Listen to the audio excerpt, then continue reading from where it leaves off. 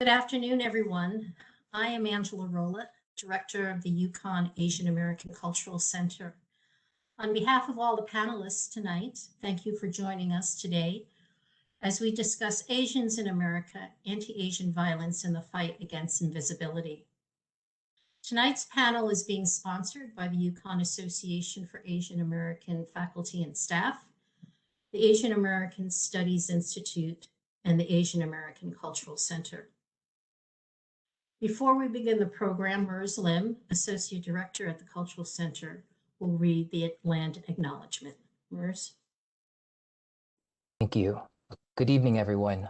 We would like to begin by acknowledging that the land on which we gather is the territory of the Mohegan, Mashantucket Pequot, Eastern Pequot, Schaghticoke, Golden Hill Pagasit, Nipmuc, and Lenape peoples who have stewarded this land throughout the generations.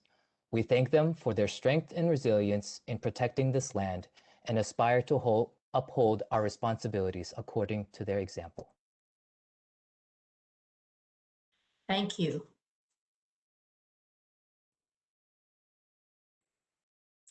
The violence against Asian Americans is not new. It has been occurring in this country since the first immigrants stepped foot on the soil.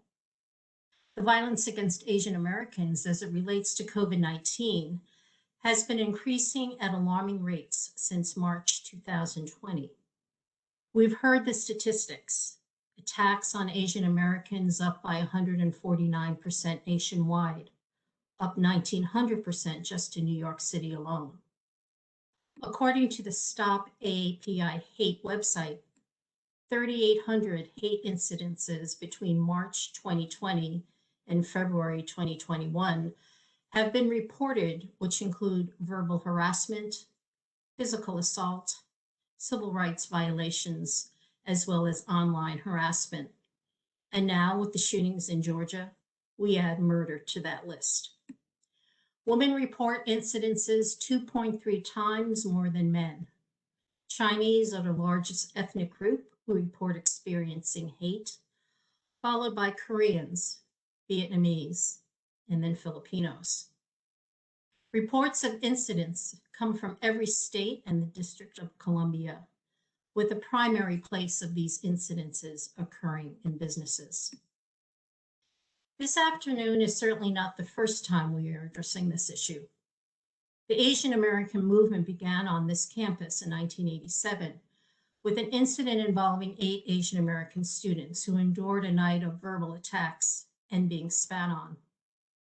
Since that time, the activism of our Asian and Asian American student organizations, the teaching and research of the faculty at the Asian and Asian American Studies Institute, the programs and services of the Cultural Center, and the advocacy of the Association for Asian American Faculty and Staff have been addressing the concerns and issues of our community.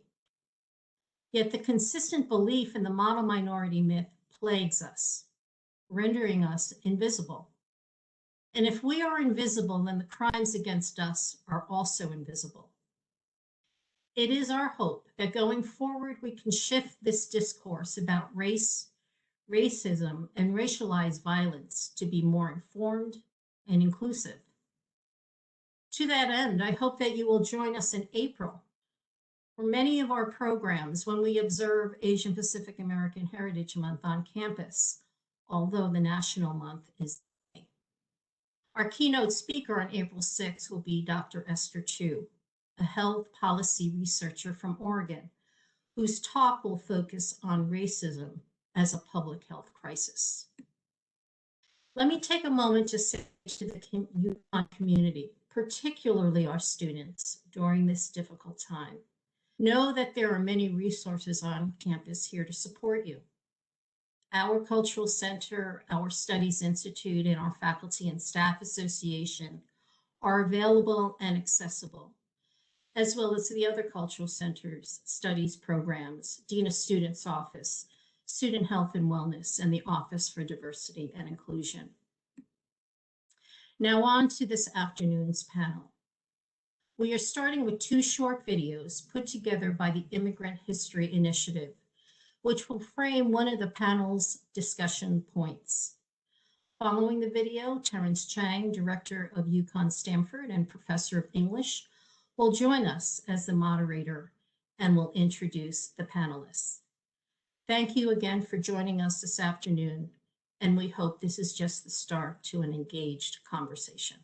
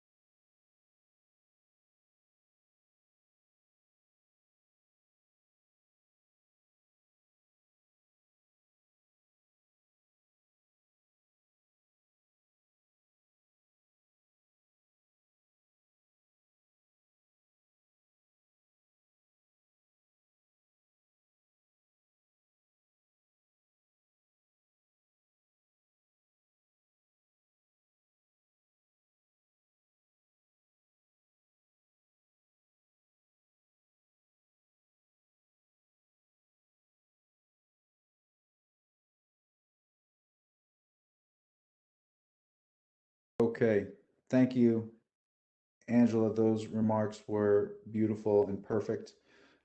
Thank you, MERS, for coordinating that. My name is Terrence Chang. Again, I have the pleasure of serving the UConn Stanford campus as the director, and I'm also a professor of English. Before we start to dive into things, I want to thank the panelists in advance for making themselves available, for being engaged, for being wonderful colleagues and partners, and just folks who are here to be at the table and to be a part of positive activity, especially during a very challenging time. A few housekeeping notes, and we want to be mindful of how we kind of flow through this. We will be fielding questions from people in the Q&A. That's in the lower right corner, the chat or the Q&A. And please send your questions to all panelists. This way, I and all of the panelists can see the questions. We will try to answer as many of the Q&A questions as possible, but again, we want to be mindful and respectful of people's time. Folks at UConn will probably be pretty savvy with WebEx at this point, so you know how to change your grid view or your focus view or what have you.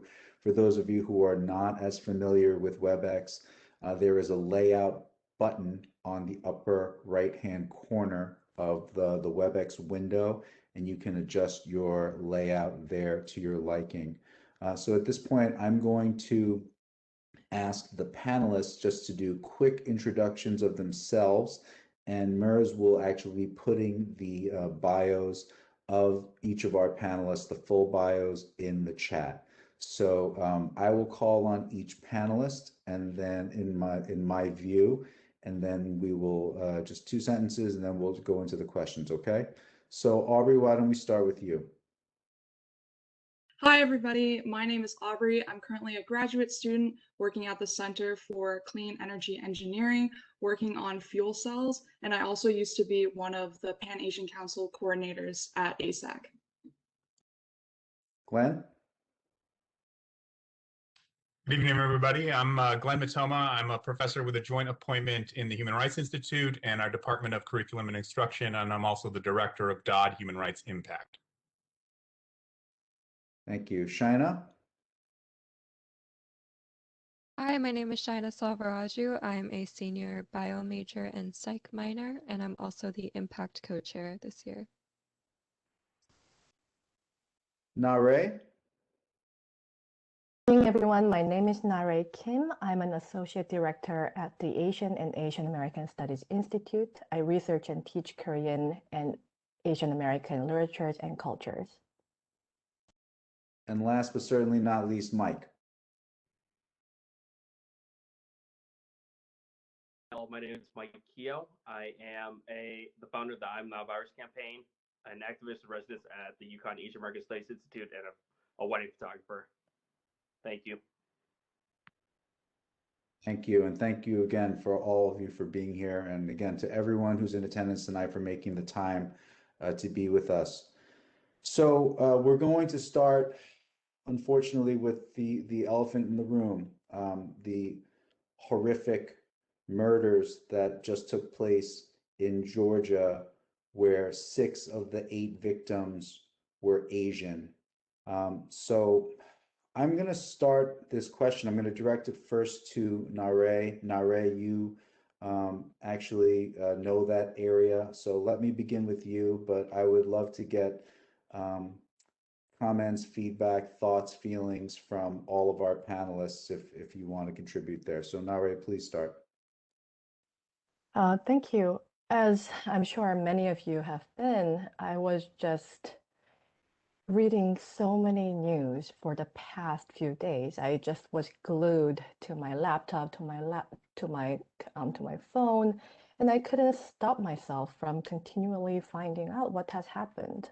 And I gotta say that I'm shocked and mad and sad and frustrated by the event. But it's also not shocking to a certain extent because this is not a new thing. Asian Americans have been voicing the rise of anti-Asian crimes and racial incidents for not only the past few months, for the past few full year, starting from the early phase of the pandemic. And this goes back to the history. Anti-Asian crimes has been happening for too long in American history. It is mixed into its very history from the very beginning of Asian migration to the United States.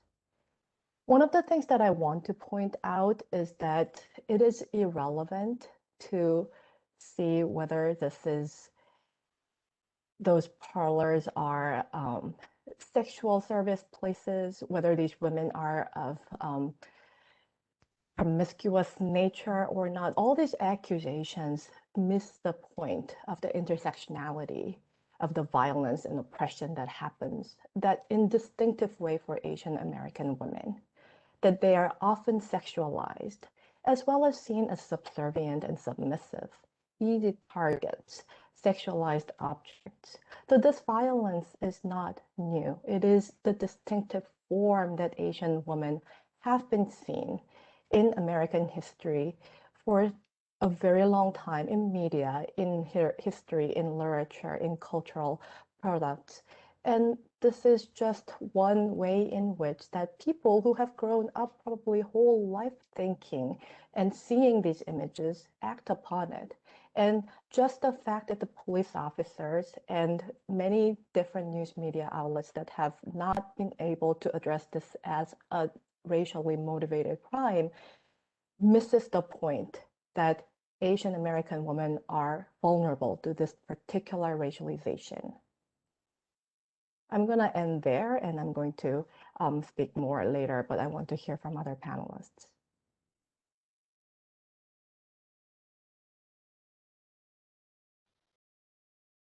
Yes, So, please. sorry. Okay. So when I first heard about this, I was extremely outraged, and I'm sure, like many people, I also began to post on my social media about it. And I had a lot of friends, friends of friends, come forward and tell me about, how racist Georgia and just in general the South really is, and that a lot of these crimes aren't actually ever reported, and people don't actually ever hear about it. And I think what's the most important thing is, just as Nare said, this isn't something that's new. This has been happening for a while, but people haven't been listening. And for once, where people are listening, media is starting to cover us because we're experiencing a new movement where Asian Americans feel empowered to use their voice, and especially for people who might not have the ability to do so. And I think it's especially important that to notice that, because these women were considered, sex workers, whether or not they weren't, the fetishization of Asian American women causes them to be viewed as objects, and it's a privilege that they are considered fetishized for the white gaze. And so I think that is completely irrelevant, as Nare said. And I also think that the media needs to do a better job of saying that this is a hate crime. This was racially motivated, because they failed to say that. They're just saying that the shooter had a bad day and decided to go in and release some steam.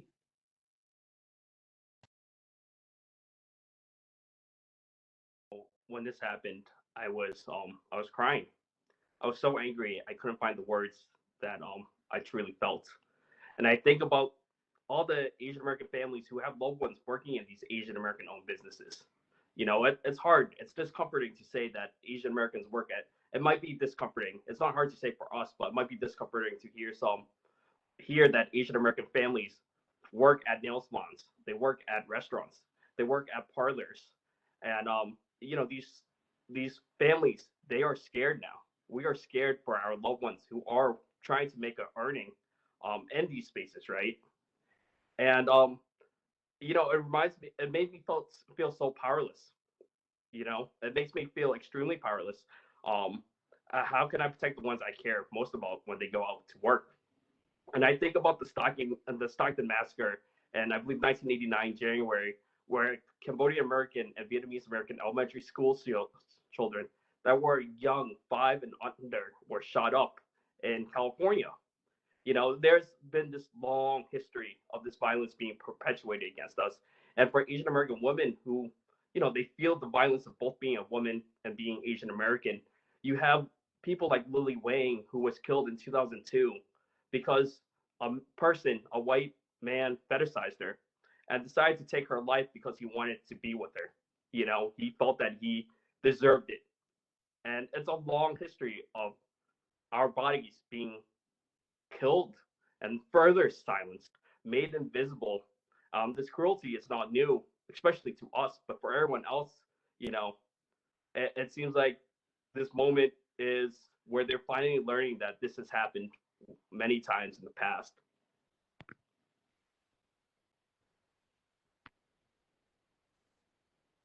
Other thoughts, comments? Sure. I'll join my fellow panelists here. I think we're all heartbroken, but our hearts at this point are held together by duct tape, right? They've just been broken so often, and the context here of the rising violence in the short term, but also, as the video suggested, right, this long, perpetual, centuries-long exposure of Asian bodies to violence, I think, is really important here. I do want to depart a little from my colleagues, and I do think it's relevant that they were perhaps sex workers, even though they weren't identified as such. I think the other context is the criminalization of sex work and of migrants, in fact, and this too is an exposure to violence, and whether that's the violence of this individual. And there's a lot we don't know about what actually transpired, and I'm sure we'll learn as some of that unfolds. But the truth is that many working class Asian women in massage parlors and elsewhere, they're mostly in danger actually from law enforcement and from others who would criminalize their behavior. So I think it's really essential, and I want to express my solidarity with my Asian sisters, with migrants, with sex workers, with massage workers, with their friends and families, because I think that's how we keep ourselves safe. I don't want to call for more policing, because we know that doesn't help. I want to call for all of us to be coming together. And I also, I mean, and Mike and Aubrey and Nare and Angela and all of the whole point of this is to push back against that invisibility, that fact that our voices aren't heard or aren't seen. And I think and I want to hold up in particular one organization, Red Canary Song, who has been working in New York. It's a grassroots collective working with Asian and other migrant sex workers, organizing them toward fundamental dignity. This is an organization that was shared with me by one of our doc students, Erica McDonald, who is doing tremendous work. And their statement, I'm gonna pop it in the chat right now for everyone to see. I think is really a powerful statement of where we ought to go. If I can figure out how to use the chat here. I would encourage you to read it, to check it out, to take it to heart, and to follow these organizations and others who are trying to be heard, right? To remove that invisibility. So, and I know that's part of what we're going to do tonight, and I'm grateful for the opportunity to join with y'all. I'm going to just add a little bit on the specificity of Georgia and the last point that Glenn made, which is really important, that the criminalization of these women and people who are in sex work is not conducive, and it's actually not okay, right? These are people with individual rights to freedom, individual rights to hope and dream, and to have security, and that was all just violated, right? But I wanted to point out that it goes, this fetishization goes way back in history, like the imageries like Miss Saigon, imageries like Madame Butterfly, imageries like in, say, Charlie's Angels back in the day, and that has been reproduced time and again in Hollywood movies, right? This idea that Asian women are sexually attractive and that they can be dehumanized, that they want to be exploited, that they are there to seduce white male or to serve white male. That has been the language that has been spoken time and again in a lot of media, literature, cultural things, and that has been one of the motivations for many violence that has been done against Asian women. Georgia is an interesting place. In our cultural imagination in the United States, it is still seen as a place of white and black racial binary, but it is not. Asians are one of the majors in the minority in the Metro Atlanta area. There were very little before the 1980s, but with the Refugee Resettlement Act in 1980s, a lot of Asian refugees started coming to Georgia. And here the important question is that there were Americans who were in those countries before, which led to these refugees to come to Georgia.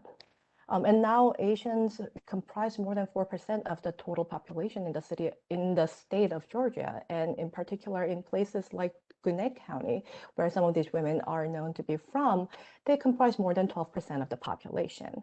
So I think it is significant for me to point out that Georgia and Metro Atlanta area, in which all three of the shootings has happened, is a place where there are a lot of Asians and growing Asian American community.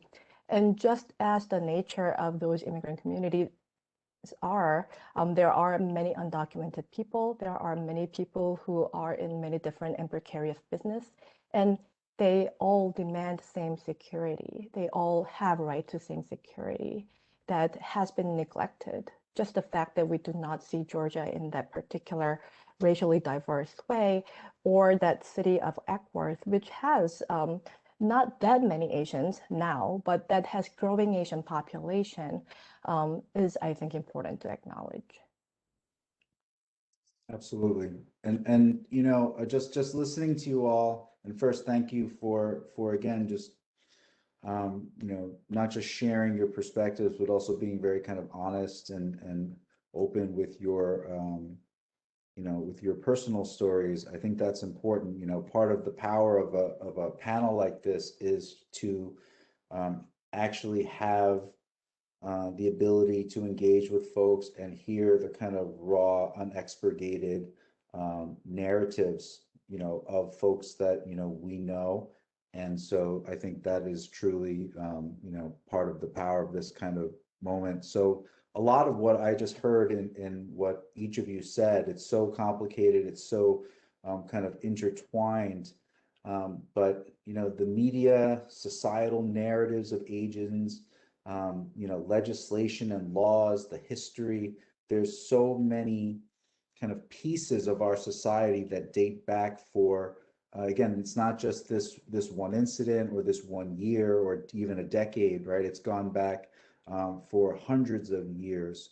So I would like to hear, if you're willing to share, again, more from each of you in terms of that sense of invisibility. You know, I certainly have had that experience, feeling invisible and also knowing from a very early age that that I'm an outsider, right, and that I don't necessarily belong, and being made to feel that way.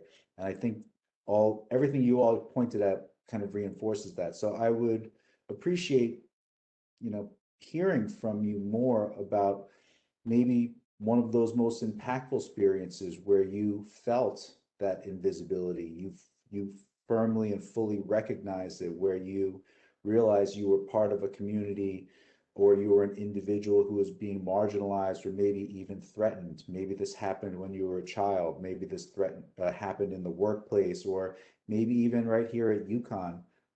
So if I may, I would appreciate hearing from our students. You know, I think our students are, they're the most important voices at our university. So if I may ask our students to start.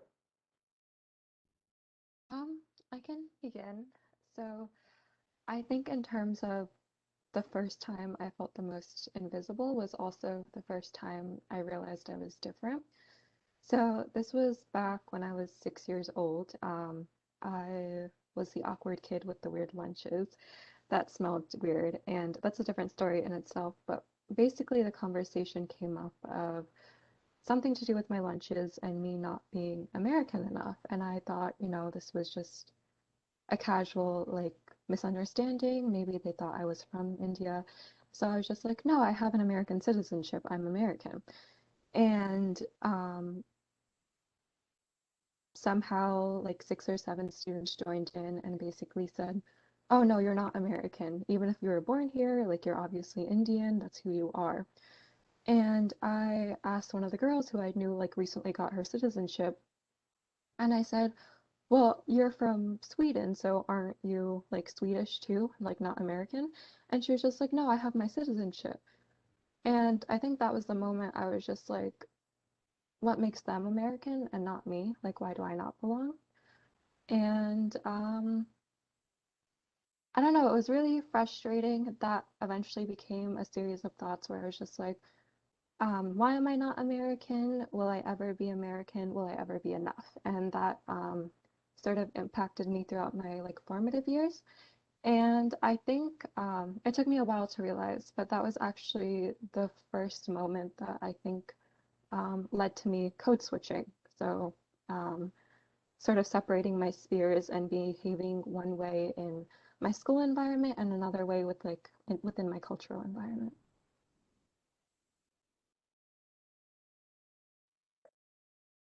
Thank you for that.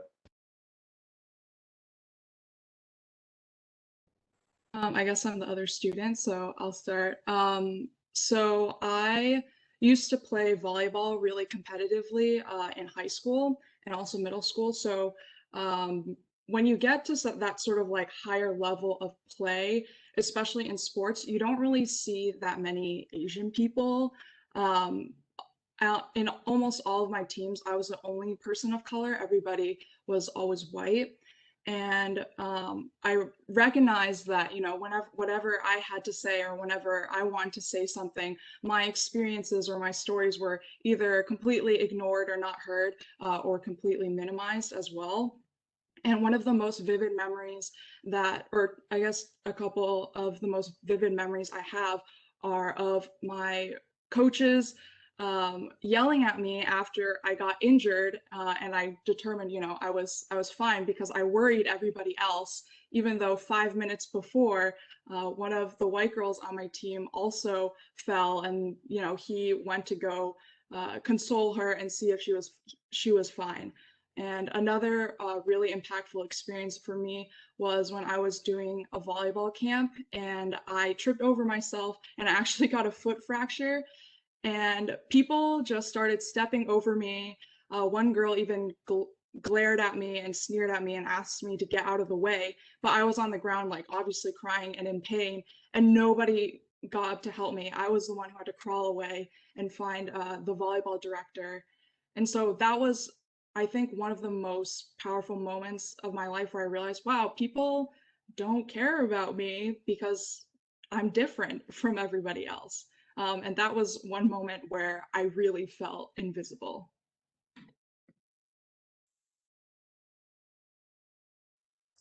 Others, please.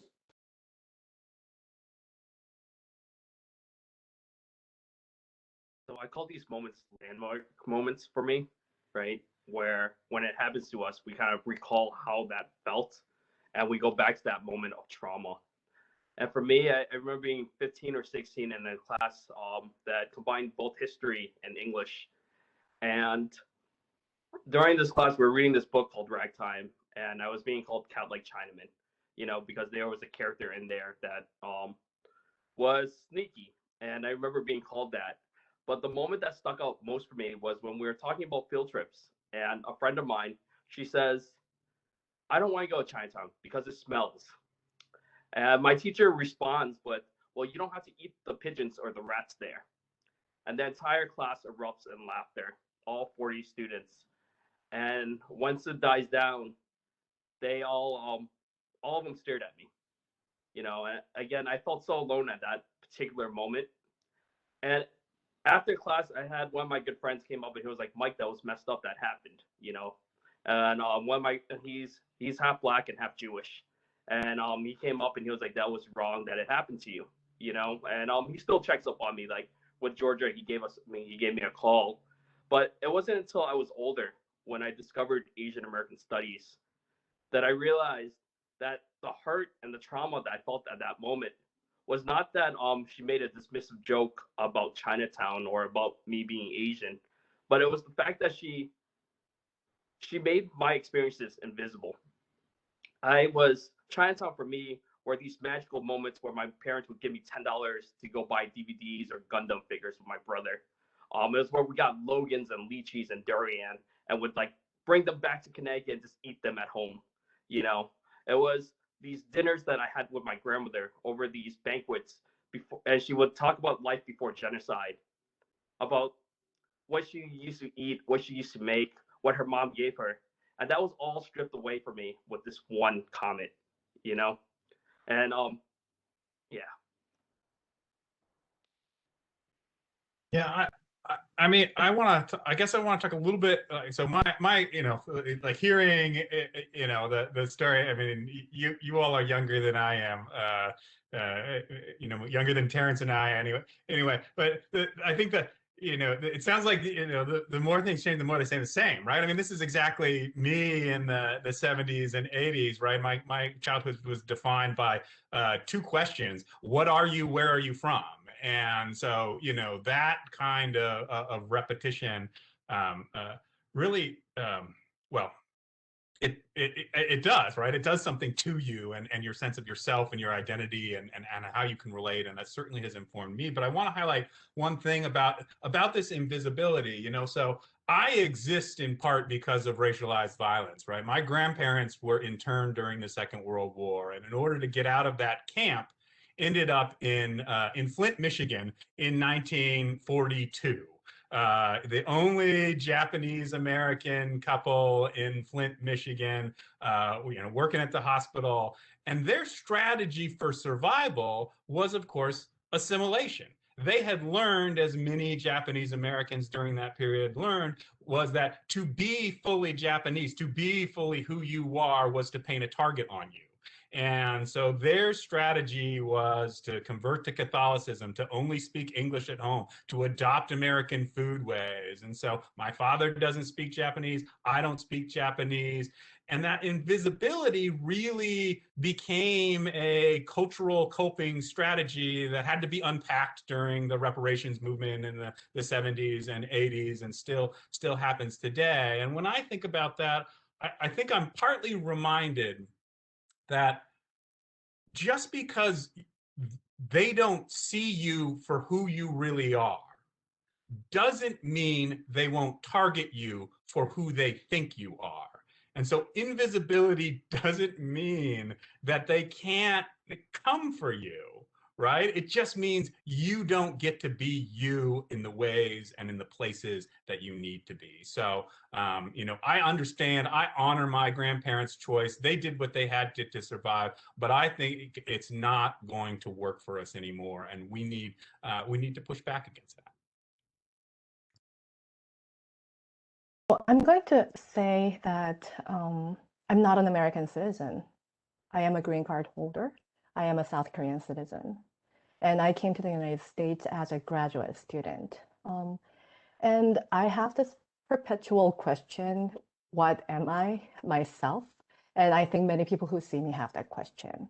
I seem like American enough-ish. Little accent here and there, little different here and there. Who are you, right? And people are too polite to ask sometimes. People do ask me sometimes. So I guess my joke that I give to other people, depending on my mood, I sometimes just say I'm from Minnesota, which is the place in America that I have lived the most. And then many other times I say I'm a transnational Korean and I'm first generation America, or somewhere along that line in the spectrum. And I think I actually do mean that. And I think there are many like me, internationals, who are not American yet, who may become American. I am, once again, I stress that I am a green card holder with a job in America, with American husband and American daughter.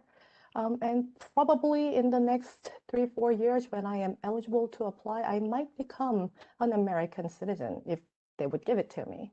But I guess the question that I'm really asking is that people fail to recognize me as American, and probably that is okay now, or actually is it? There are many, many Asians in this country who are first generation Americans, who have started like me. And many of the people that we remember as important figures in Asian American history did not necessarily identify themselves as American. They probably thought of themselves as Asians. And I wonder if our country is actually a wrong word, I guess, here. If America recognizes this complex makeup of America, where many different people claim it partially or fully, and that is okay depending on different times. When ICE rescinded its notice last July, but has originally said that international students have to go back to their country, I felt the pain because I was one of those international students. And whenever I struggle with my visa questions, my security of my status, for instance, when the pandemic has continually aggravated some of the security of the visa status of many international people, I wonder if we are welcome in this country. And that makes me wonder, should I get an American citizenship? Does this country want me? Do I want to be in this country? And those are the moments that I feel invisible, because this country that I might later, or even now, culturally claim as my country, or part of my countries, does not want to claim me, at least for now, because of that thing called citizenship, or because of, like many other Asian Americans, because I'm not American enough or too American. I don't know what it is. Wow. Shina, I saw you move. Do you want to make a comment? I was just gonna comment on that, but even being born in America and having a citizenship from birth, I'm still not seen as American enough. So I think that also goes to show how, I don't know, the struggle of finding a place to belong. Because even if I was born here, I still, it sometimes feel like I'm not allowed to call this place my home. I mean, um, listening to you all, and I'll tell you and everyone who's with us tonight, it's been a real luxury for me to be able to work with you all and to plan this event and to get to know you more and more with each word. And because I think, I feel so many of your experiences are my experiences, and I think there are hundreds of people on this panel right now and are watching this panel right now, and I think many of them are going to empathize with what you're saying. So there's incredible value there. So a few quick notes as I'm listening to you that really resonate with me and make me very emotional, right? Denigrating places like Chinatown, and that's a place that Mike, how you express the personal love and passion and joy in a place like that, and yet it's so easy for a teacher, right, who has power, who has authority, who has status, to basically just degrade a thing that is so valuable to you. And I think of how easy it is for a predominantly white society that works so hard and sinister and subtle ways to maintain this kind of American caste system. They'll speak down on Chinatown. They'll call Harlem or the Bronx the ghetto, right? Because that's okay. But you would never call Little Italy the ghetto, right? You'll never call Little Poland the ghetto. And if we think for a second that doesn't have something to do with your skin color, you are deluding yourself, And I think there's so much that you all are saying about not belonging and being ashamed of who you are, feeling lesser than, and that failure to be or failing to be recognized as American, and that kind of being forced to assimilate, and I think all of us who have parents who are the first generation, they have lived through that in a different way as well. So I'm just sorry to ramble. I know I'm the moderator, I shouldn't be talking so much, but I can't help it. I'm so moved by that, and I hope others are moved by it as well. I do want to transition because what we're talking about is how deeply baked into our society this insidiousness really is. And so recently, the university, a wonderful team of faculty researchers, did a survey on microaggressions at the university. And I think this is one of the primary weapons of white supremacy and maintaining this American caste system. So I'm wondering if you all can maybe talk about if you've had any experiences at the university, specifically at the university, where you have felt the impact of microaggressions, or you have seen them in play. Because I think it's important for us to, if we're going to disrupt and dismantle systemic racism, it has to be in the places that we walk, and that's this university. So I'll just open it up to anyone who would like to share.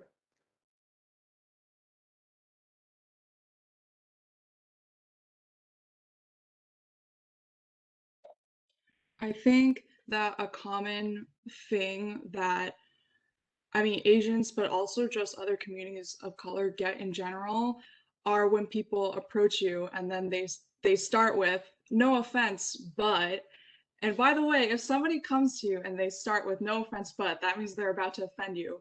And they'll say things like, oh, like, no offense, but you're like one of the coolest Asians I've met. Or no offense, but you're one of like the prettiest Asians I've ever met. Things like that. Or when people come up to you and you're working in a group and people are like, oh, we'll just have Aubrey do the math. She's Asian. She should be good at that.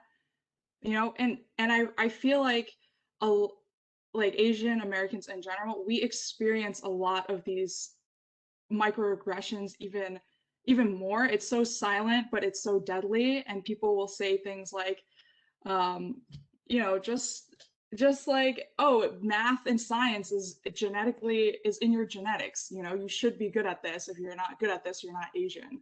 And I think that undermines a lot of resources from other Asian Americans that might be struggling academically, but people just don't know because of these stereotypes.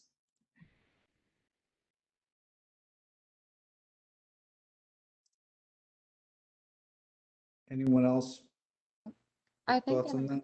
sorry, Go, I China. think an important point to bring up is like a lot of Asian Americans nowadays, especially children of immigrants who grew up here and internalizing all of these things from a very young age, they don't actually know sometimes that these microaggressions are happening to them, and it happens in the simplest forms. Your professor will group you up with other people who look like you. You're assumed to not speak a certain language. People are surprised when you have a more Western accent.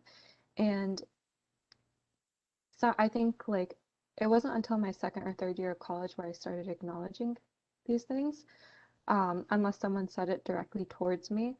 And I think the fact that it's gotten to a point where it's so internalized and we just let it happen, it's because we're so used to it and we don't realize it's abnormal. Um, but the other aspect of this is people sort of assume the way you, um, people assume things about you. So I think one specific situation is I had a person, he walked up to me claiming he was very culturally woke or whatever. And he comes up and says namaste to me. And I said, I don't know what that means. And they're like, oh, but aren't you from India? You should know what that means. And I'm just like, maybe it's from a different language in India, but that's not my language. I don't know what you're saying. And all of a sudden, he was just like, you don't have to be so rude. You don't have to be so offensive. I was like, I have been trying to educate myself. I'm not like other people.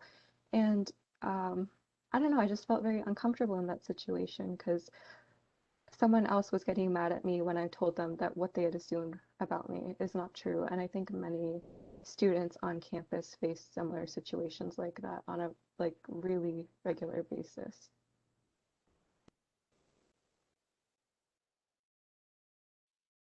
Wow. Other comments on the microaggressions? Anything they've experienced at UConn or more broadly? I want to add on to what Shaina said about how people make assumptions about you. I think when people think about Asian American women specifically, they think of small, obedient, meek woman. And so when people see me, sometimes they get confused. I mean, y'all can't see me right now, but I'm a 5'9" lady. I'm loud. I play sports. I'm aggressive. You know, I'm not afraid to say what I think. And when people see that about me, it kind of rubs them the wrong way sometimes. And so it causes them to say really nasty things to me because it doesn't compute. I don't fit into that predetermined algorithm that they have in their head. And I've gotten comments like, people call me Big Bird, you know, they call me like undesirable. They tell me that I look like a man, or why do I look like that? You know what I mean? So I think we need to continue to show people just how different our community is, because also Asians and Asian Americans, we're not a monolith. Not all of us are East Asian. You know, we have Southeast Asians. I've heard people say Indians are not Asians. They're a totally separate group. That's not true. Everybody is included, and we are an extremely diverse diaspora. And I think in order to improve other people's knowledge of that, we all need to continue to share our experiences and our stories, and just put them out publicly for people to see. Thank you for that, Aubrey. And so I think, what Angela brought this up, and I think we've been using the term. I'm sorry, Mike, I saw you moving. Do you want to chime in? Sorry, no, I'm not. My son ended up turning off my Wi-Fi, so I'm on my phone right now, and all these messages are popping in. So I keep trying to take Okay. it away. I'm sorry about that. Okay. No worries. No worries at all. The model minority, right? And I'll be the first to tell you that in my almost 50 years of life, I have spent easily 47 of them being the model minority. And I would love to hear your thoughts, your feelings on how this has affected you. I mean, Shina just said, we internalize so much, and maybe at a certain point you don't even recognize when there is a kind of social or psychological violence being perpetrated against you. So whether that's from a personal perspective or from a professional perspective, I would love to hear some of your thoughts on how we have dealt with that and how we think we should move forward in confronting that stereotype.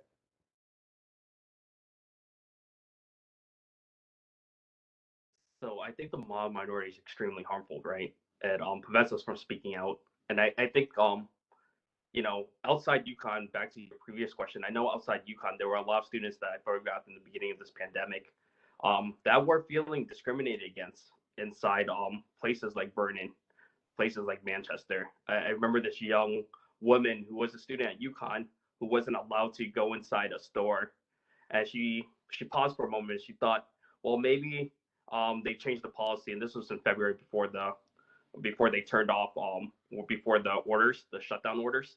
So she thought maybe they changed the policy, and a gentleman behind her who was a white man walked in, and the person behind the counter came and opened the door for him.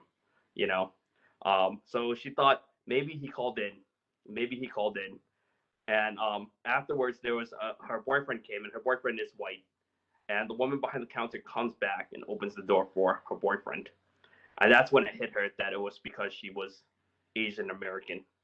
um, and and this is a business that was right next to her family's place of business. It wasn't a far place, it was the shop right next door that they do business at, right? And I think that's the mob minority right there, is that we aren't given the language to really be able to say what is racist against us. So we are stuck wondering, well, how did this experience make me feel? It made me feel bad, but we don't have that language to really dive into why it feels so bad. And it's so important right now when these hate crimes are happening to have that access to explaining our personal traumas and the way we feel. Personally, for myself, I didn't really feel like a mob minority growing up because I am Cambodian American. My family are refugees. We grew up working class. So I was always accused of plagiarizing, and I didn't know it. I didn't know why. I just knew that I was accused of plagiarizing by my teachers, and my parents saw this as a badge of honor because they're like, well, maybe you're writing much like you're writing and you're reading at a higher level than your peers. And I think about now as an adult, with children of my own, they probably called my house and had my grandmother, who spoke 5 languages but not English, pick up in her broken English, right? Asking who it was, and then fumbling for the phone and saying sorry and thank you so much. That they probably thought that me, being Cambodian American, that I was not up to par with my counterparts. You know? That's a really great story, Mike. I thank you for sharing. I mean, I think that that's really a key. And for those of us in higher education, there's a special responsibility on us because in some ways we carry the model minority myth because we fulfill it in some in some ways as high achieving in the intellectual space. And we can't allow that and those pressures to sever our solidarity with our working class brothers and sisters, with our other people of color that we're in solidarity with. We have to be actively denying that what our representation in a variety of academic fields means is that our community does not suffer racism. We need to be highlighting among ourselves that the Asian American community is the single most unequal community among racial groups. That while there are many high income, that there are also low income, and that those things are related. The way in which racial capitalism works in this country and globally is to create an underclass of marginalized, exploitable workers and pit them against those who, for a variety of circumstances, are allowed to achieve some margin of economic security. I think this gets us back to Atlanta, and any kind of attempt to put distance between us and what we might feel like, I'm uncomfortable addressing the women who work in massage parlors as part of my community, and we want to deny that aspect of their identities and who they are. I think it's absolutely essential that we have to embrace all of that and to I mean, practically also make sure those voices that don't embody the model minority are always front and center with us. And that's why I love this new activist in residence program that the Asian and Asian American Studies Institute is doing. Right, these are the kinds of people we want to be working with and following the lead of in many of these conversations.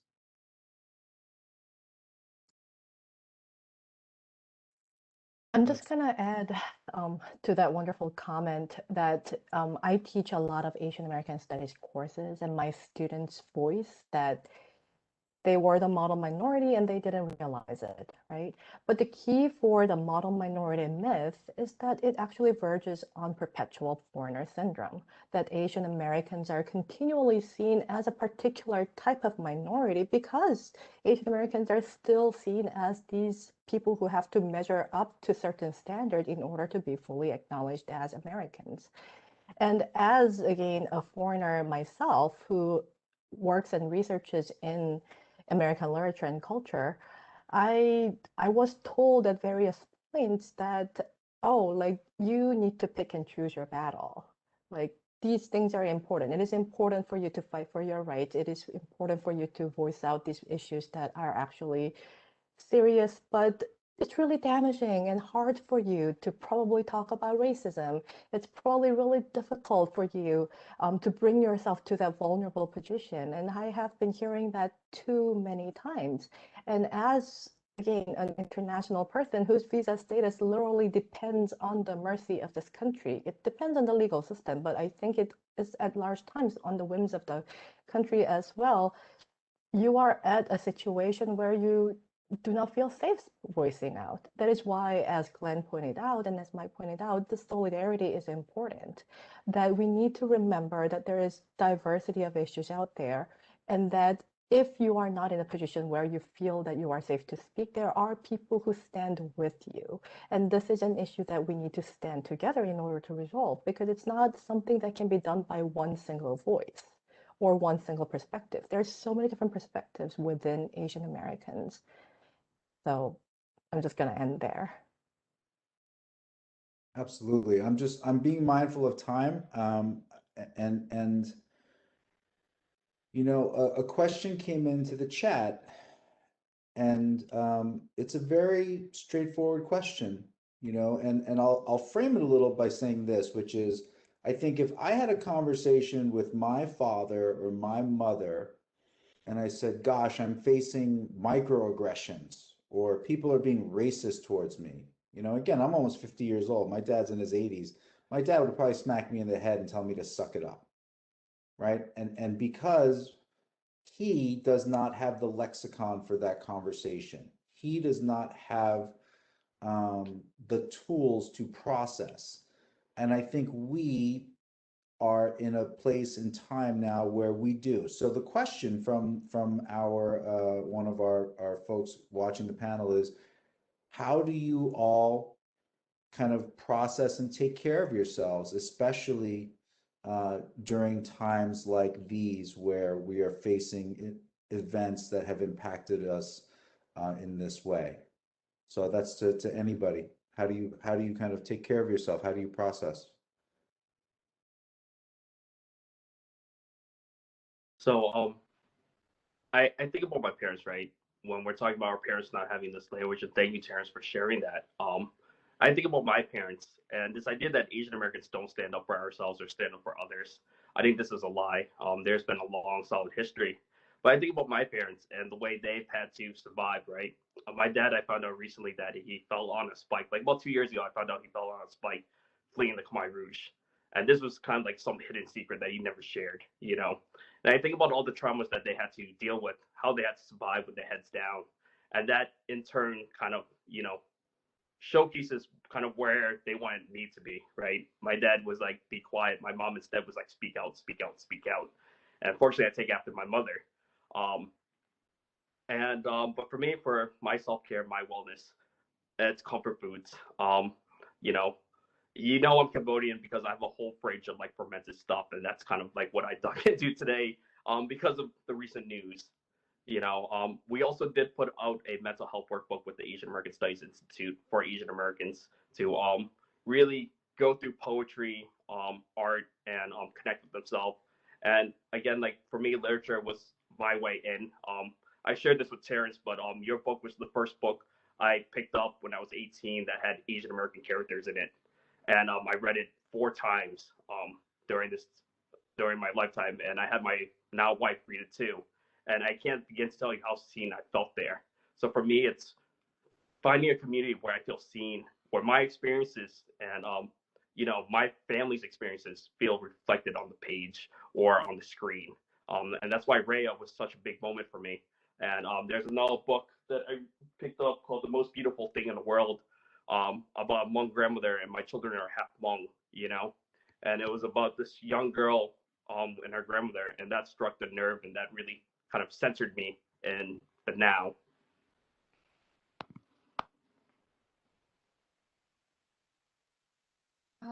I think I think some people may have had this experience too, but somehow throughout like high school, I'd gotten into my head that the reason I am the way I am is kind of my fault. And I started blaming myself, like, why am I like this? What's wrong with me? And things I should have appreciated and cherished and been proud of in terms of my culture, I was disgusted by. And I think as I started spending more time with my family, I realized like I'm a part of something beautiful and vibrant, and I slowly started appreciating my culture more and going back to my roots and talking to family members more and sort of learning my family's history. And I slowly began realizing that how I look is not my fault, and that I had to do like a lot of self work to make sure like keep myself in check, like, oh, that's a negative thing, I can't think that way about myself, and correcting my language. So when I said like, oh, it would have been nice if I looked like a Caucasian or a white person, be like, but no, my skin color comes with a lot of history. And just like actively changing my language mentally and becoming more okay with myself. I want to go off of that and say that I think one of the most powerful quotes that I learned actually from one of the Filipino American Student Association meetings or conferences was this loose interpretation of a Filipino polymath called Jose Rizal, where it says, "No history, no self." So like, no, like I know history, then I know myself. And no history, I don't know my history, then I don't have a sense of self, no self. And I think it's really important for us in order to not have other people easily break us down, is like Shaina said, like having an understanding of why I am the way I am. What is my history? What is my familial history? What is my cultural history? What did my ancestors have to go through in order to achieve me today? And I think that quote has really changed the way that I view myself. And when I also am thinking terrible thoughts about myself and putting myself down as other people, often do, I always also go back to my cultural history and familial history as well. And I know this doesn't really answer like the comfort part, but I just wanted to go off of what you said, Shaina, about that.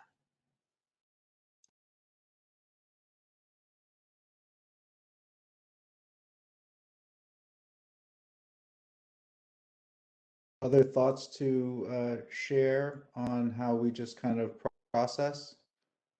I'm keeping an eye on time. I'm going to start jumping into the Q&A questions that have been submitted, but I do want to just kind of bring up one last kind of moderator question for a second, and I'll try to keep it short in that I feel like the system that we work in now tries to pit marginalized groups against each other, and whenever one group says that we need to be heard or seen, it's taking away from someone else. And so if African Americans speak up, then we're taking away from white culture. And if Asians speak up, we're taking away from African Americans and so forth.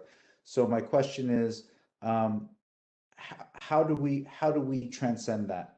Right? How do we go beyond that? How do we create as much unity and solidarity as possible?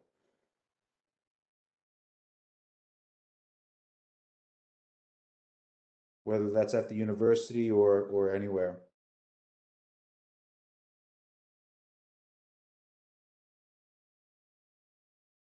I guess I can start. I'll just say, I mean, I think we can start by rejecting the premise, which is to say, right, that we have a long history of solidarity, and that we know that all of the advances in human rights come from the fact that marginalized communities struggle together and they support one another, and that history we should draw on and learn from and extend, and not allow narratives or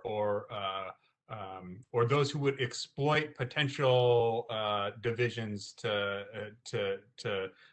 push us away from that history. I mean, I think, for instance, of say the Pacific Legal Foundation, right? So this is this conservative legal outfit with lots of money that goes around trying to challenge affirmative action all over the country. And for many years, they brought suits on behalf of white plaintiffs. And more recently, they have adopted this strategy of finding Asian plaintiffs and suing on their behalf to try and disrupt efforts to address systematic racism and inequality across all of our systems.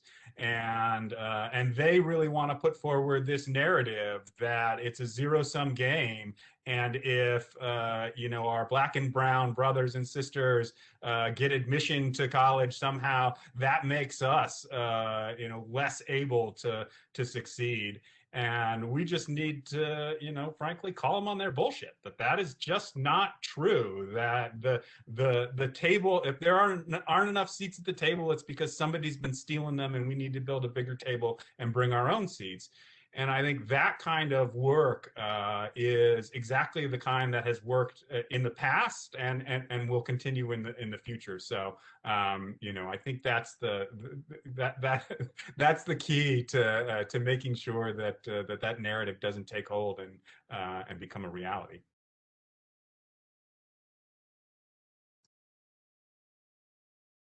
That's really great, Glenn. Others? I was actually gonna bring up the point that I'm not sure outside of UConn because my experiences are very limited, but at least within UConn, I was going to say we don't have enough solidarity amongst the minority groups, amongst the groups within the Asian American diaspora as well. I know for a fact that I've never been represented by the university, and I've never felt seen here or 100% comfortable.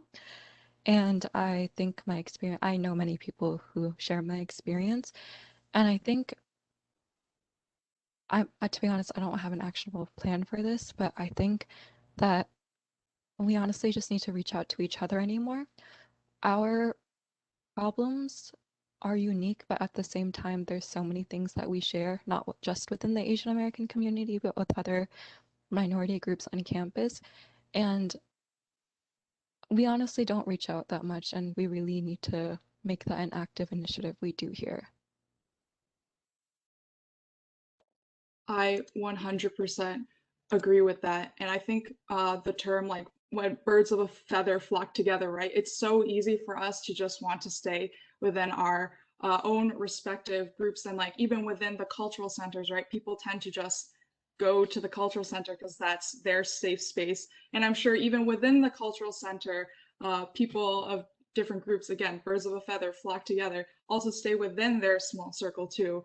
Um, and we really need to branch out and reach out and go into other people's spaces and learn more about other cultures and other people.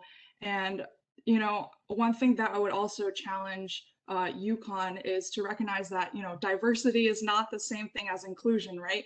You're recruiting all these students of colors, all these international students, and now they're here, but what are you doing to actually make them feel included?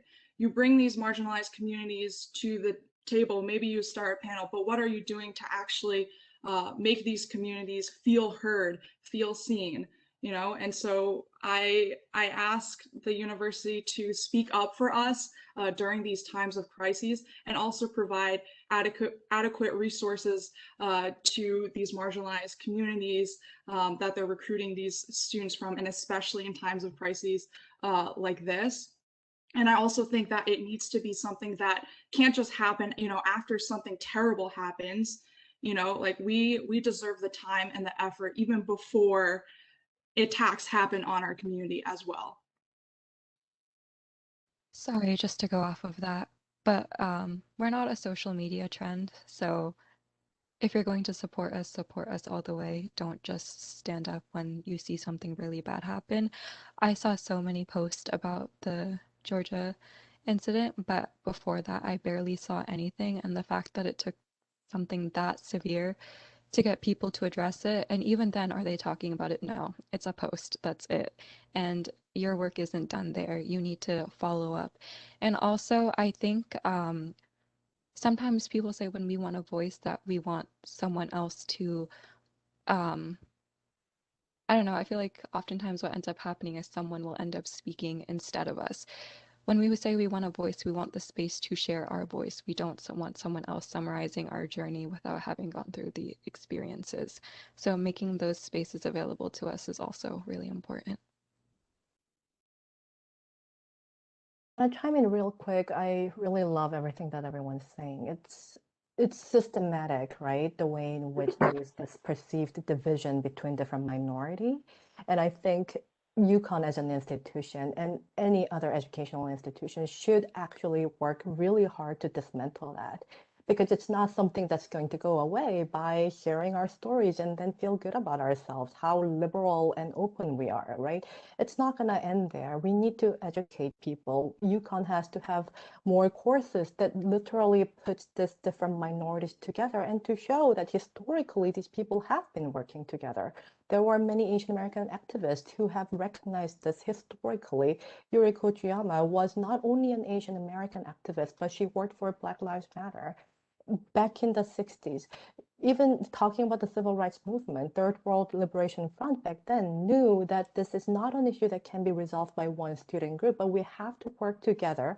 And in working together, it is not only different ethnic groups in America, but in working with different colonial fights, different decolonialist and imperialist fights around the world that the many different countries around the world were actually working and voicing against. So this is a concerted effort that needs workings from everyone. And again, I call on UConn as an educational institution to provide courses that put different racial groups together, to provide spaces where different racial experiences are, again, not compared, because it's not something that we can measure which one is harsher or which one is bad and whatnot, but to see the similarities and how to show how this systematically works together to say, oh, like Asians are quiet or Asians do not like to work with other groups. That's not the reality, but that's the way in which the systemic and structural racism continues to reproduce itself, and then to inculcate that to us so that we would internalize that as the reality and the only reality. So thank you all for that. I think that personally I think it's being able to acknowledge that it took a year for, for two panels, I believe, to happen. It took a year. I think that showcases that these voices, these Asian American voices, right, are kind of missing from the table. And when we're talking about missing, there's a collective of farmers from Simsbury and Hartford that are made of Asian, Black, Latinx, and they share that it's hard for them to navigate these grants because the grants aren't advertised to them. So it's when we're talking about safety, it shouldn't just be happening when there's a crisis. It needs to be consistent work and activating these communities to get together. And when Nare was talking about Yuri Kochiyama, right? I remember there was a poem by Balfi and Douglas Kearney about like the crossroads of convenience stores when I was, I think, when I was in my 20s. That really helped. But we need to be able to celebrate our stories when we are not being harmed. We need to be in collaboration with one another and uplift each other's stories and be at these hard conversations. There was, I felt seen this week. I had a lot of friends reach out. My friend Adrian Billing Smith, who is also an activist at UConn, she had a she had a human rights conversation today where she had her talk, and she spent a good portion of her talk talking about the sexuality and gender, or the sexual violence that Black and Asian women face. And it is by centering ourselves around other people's stories and understanding that it's not so different. I did a series called I'm Not a Threat that was in the same vein as I'm Not a Virus with Kamora Harrington and Adrian Billing Smith. And to be able to be in the space with like 30 people and hearing their stories about when they have felt, the first time that they felt Black in America, and this violence that again, like what Glenn talked about, wasn't new. The language just changed, but we had people that were like 70 to like 15, right? They were biracial, they were Black American, they were immigrants, and they were also queer and trans. We had so many different stories, and the experiences were the same. And to hear their stories and to do the I'm Not a Virus photo shoot, what I realized was that Asian Americans had a harder time kind of talking about our experiences with racism because we didn't have that guide to be like, well, that was racist, right?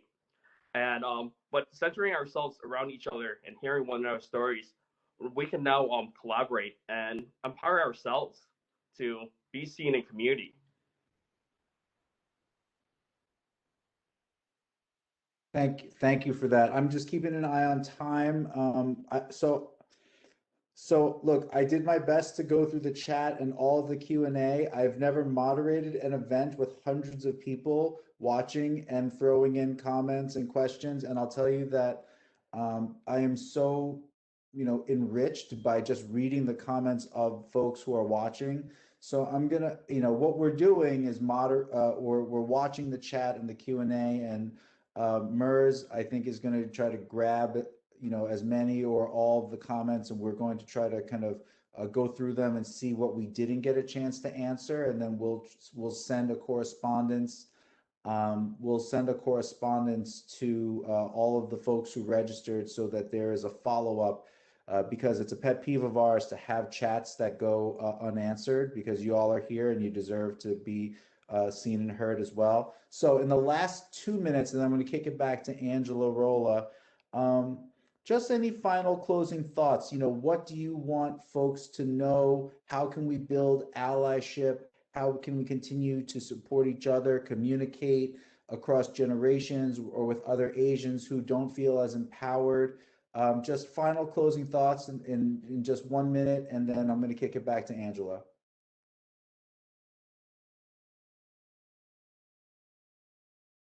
Don't be shy, folks, or I'll start talking. Honestly, I would just, oh, sorry. Go ahead. You should start. Sorry. I was just gonna say that honestly, I think everybody here, if you have Asian American friends or Asian and international friends that you are close with or talk to on a normal basis, to reach out to them and just really ask them. I mean, after this week, I received so many messages of support and just asking me how I felt, and I cried a lot because I didn't realize how much I needed to feel seen like that and needed that validation. So I just want to say that's really important. But if it's somebody you don't really know that well, I wouldn't recommend reaching out because you don't want it to be seen as performative allyship.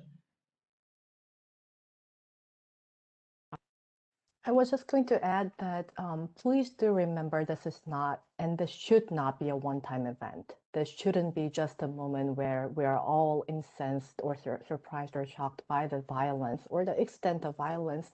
And then we think about this, we reach out, and then we forget.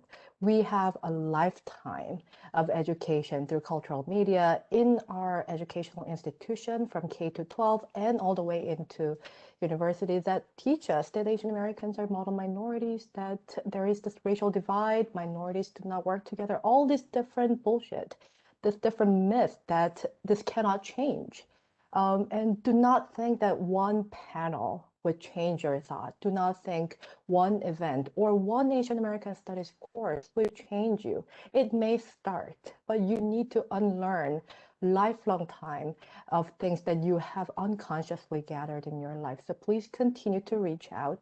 If you do not know, ask, reach out to your friends. It is probably okay to have uncomfortable conversations. It's a great conversation starter. And please know that this is a continual and continued effort that we all have to do.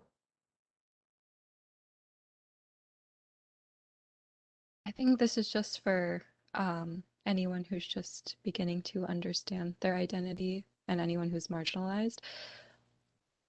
Don't think that where you come from is your fault or a mistake or it's bad. It's actually beautiful. Where you come from is amazing. And even if people tell you that you shouldn't appreciate it, you should learn to love it because it's not something that you should hate, even though other people tell you that it is. And also, if you're afraid to speak up right now, that's okay. Just know that one day your voice will be heard, and it's okay to slowly get yourself to the ability to speak up and share your story and your concerns. We do have a bill on the floor right now. It's the Educational Committee called SB 678, and it's to include Asian American and Pacific Islander studies, where it's on Facebook. It's we have a book list where families that may not be Asian American or are Asian American can begin reading stories and the living experiences to their own children. So that's there. And it's continuing these conversations again, like Shayna said, that if you feel discomfort, it is it's okay. I think a lot of times when people feel discomfort, they kind of want to shy away from the conversation. They want to walk away because it makes them feel a certain way. But marinate in it, let it hit you, and think about what the other person said. These experiences from your Asian American friends and neighbors have long been there. It is not new. Our hurt, our invisibility has been with us our entire lives, and you may not have noticed it. And that's okay. But now, when we're talking to you, let it hit you. Ask questions. Support us. I'm gonna let Mike have the last word from the panel. That was brilliant, and I co-sign with everything y'all said. So thank you.